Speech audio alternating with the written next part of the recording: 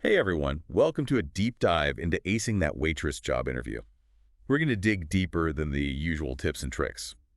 You know, think of this as your secret weapon to help you stand out from everyone else. Ooh, secret weapon. I like it. Yeah, right.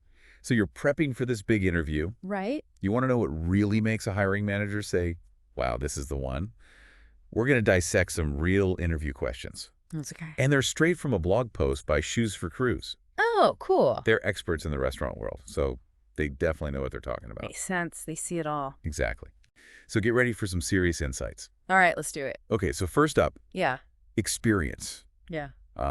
Obviously, it's usually like the most important thing, right? Right. Makes sense. But the cool thing is, this article doesn't forget about people who might not have tons of restaurant experience. Oh, that's interesting. Yeah, they actually talk about how skills from other jobs that involve customers, Hmm. like if you've worked in hospitality or catering, even caregiving can be super valuable. Oh, I see. So it's about those core skills that translate well to waitressing. Exactly. Like being good with people, being able to multitask, Yeah. handling pressure, all those things that show you've got what it takes. Even if your resume doesn't scream restaurant superstar. Right. It's about highlighting those transferable skills. Absolutely. Okay, now let's talk about that classic interview question. What is your greatest strength? Ooh, yeah. Everyone's favorite, right? I know, right? But this article has a really good point. They say you shouldn't just give some generic answer. You have to connect your strengths to what it takes to be a good waitress. I see. So no more just saying I'm a people person. Right, because honestly, who doesn't say that in an interview? Just so true. Instead, they give this great example. Imagine a candidate says they've worked independently, A&D as part of a team. Okay, I like where this is going. It's brilliant, right? Yeah, it's just you get the whole picture of waitressing, you're comfortable taking the lead, but you can also work really well with others. Exactly. It's like you're saying, I'm adaptable, I'm a team player, and I understand the demands of this job. Way more impressive than just a bunch of buzzwords. Right. Okay, now brace yourself, because we're about to tackle the dreaded weakness question. Everyone's least favorite. I know, right? It can be super tricky. But the article has this really clever approach. Okay, I'm intrigued. Instead of listing a real weakness that could make the interviewer worry, they suggest you present a weakness that actually highlights one of your strengths. Oh, sneaky. I like it. I know. So they use this example. A candidate says, I get stressed when customers are unhappy. Oh, that's good. Right. On the surface, it sounds kind of bad, but it actually shows how much you care about making customers happy. Yeah, like you take it personally because you want them to have the best experience. Exactly. You're not just going through the motions. You genuinely want people to enjoy their time at the restaurant. It's like you're saying, I'm so dedicated to customer satisfaction that it actually stresses me out when things go wrong. I love that. Now, another thing the article stresses is, don't just say you're experienced. You have to show it. Right. Give specific examples. Exactly. So instead of just mentioning your past jobs, you should actually quantify your experience. Like, say, I worked as a barista for over 2 years, handling like 100 customers during rush hour. Oh, yeah. That paints a much clearer picture. Way more impactful than just saying I have customer service experience. Definitely. It's like you're giving the interviewer proof instead of just making claims. Okay, let's talk about passion now. Passion for the job. Yeah. The article says that you don't have to love every single thing about waitressing. That's a relief. Right. But you have to be authentic. Exactly. You don't have to pretend to enjoy every single task. Because that would come across as fake. Exactly. So, that question, what's your favorite and least favorite part of the job? Oh, yeah. They give this example about disliking unhappy customers. Well, who doesn't? Right.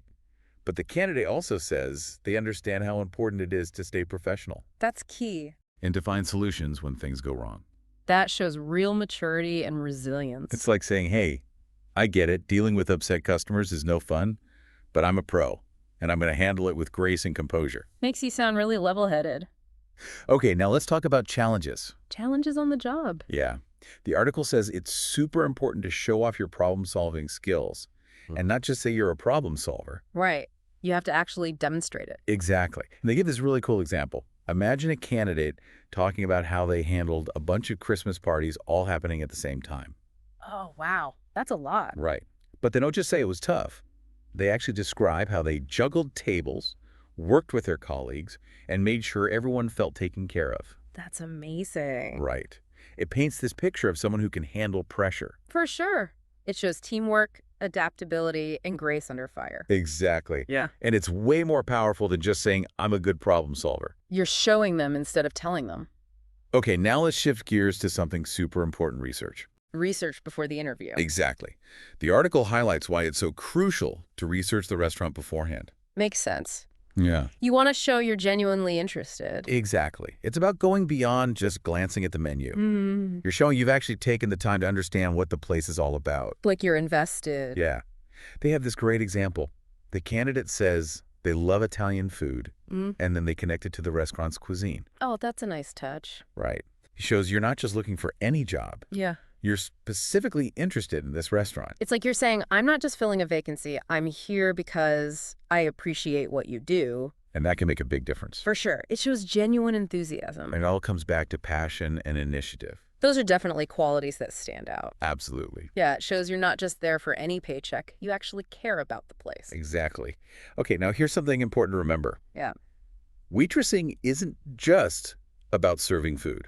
Oh, right. Yeah. It's so much more than that. It's this whole mix of skills. You have to be like a stage performer. Haha, I like that. Right. You're managing tables, anticipating needs, Keeping everything running smoothly. and doing it all with a smile. Exactly. You need serious multitasking skills. This article actually covers a whole range of skills. Why? Oh, everything from table prep and dessert knowledge Oh, yeah, desserts. to carrying plates, bar experience, Yeah. even coffee making. Wow, it's a lot more than people realize. One thing that stood out to me was the emphasis on practice, especially for carrying plates. Oh, yeah, that makes sense. It's not as easy as it looks. The article even suggests that the interviewer might ask you to demonstrate. Oh, wow. Talk about pressure. Right.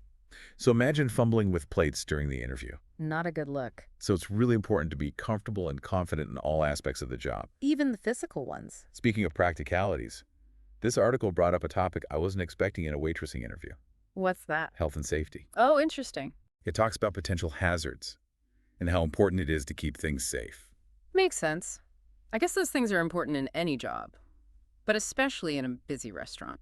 And they link it back to the cost of workplace injuries, which can be a big deal for employers. Yeah, of course. No one wants to deal with accidents and lawsuits. Right. So they even give some specific examples, like always tie your hair back. Oh, good point. And if you have a cut, use a blue plaster, so no one mistakes it for food. That's smart. And what about shoes? Oh, yeah, of course.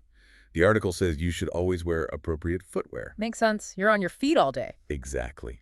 And it has to be safe, especially in a restaurant where things can get slippery. Speaking of footwear, that's a good segue into what the article's really promoting. Slip-resistant shoes. Of course, it's a Shoes for Crews blog post after all. Right.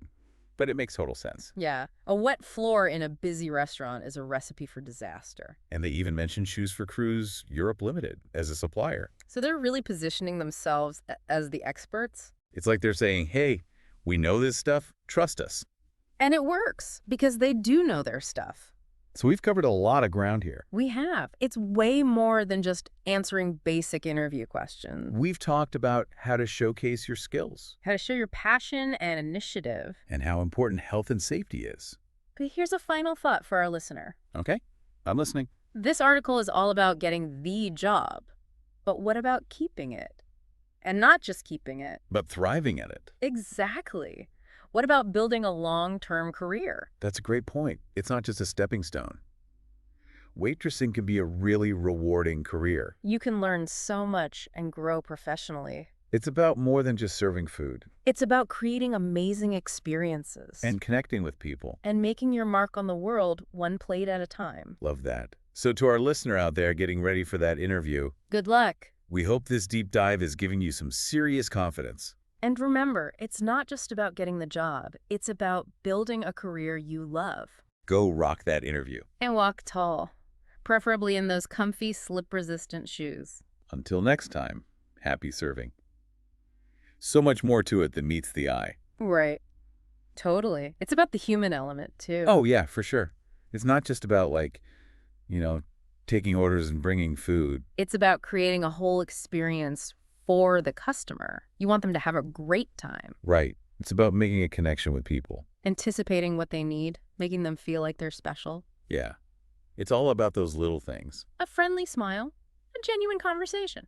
Going that extra mile, you know? It makes people feel seen, and it makes them want to come back. Absolutely. But let's be honest, it's not always easy. Oh, no, for sure. There will definitely be tough customers. Stressful situations, moments where you're like, why am I doing this? I think every job has those moments, though. Right. Yeah, definitely. It's about finding the good parts. Focusing on those connections. And those chances to make someone's day a little bit better. Because at the end of the day, that's what it's all about. Right. Totally. Okay, so to our listener out there who's getting ready for that big interview. We hope this deep dive has given you some serious ammo. Some insider tips to help you really stand out. And remember, it's not just about getting the job. It's about finding a place where you can grow and learn. And build a career that you truly love. So go out there and rock that interview. Walk tall. Be confident. Oh, and wear those comfy slip-resistant shoes. Always a good idea. Until next time. Happy 7!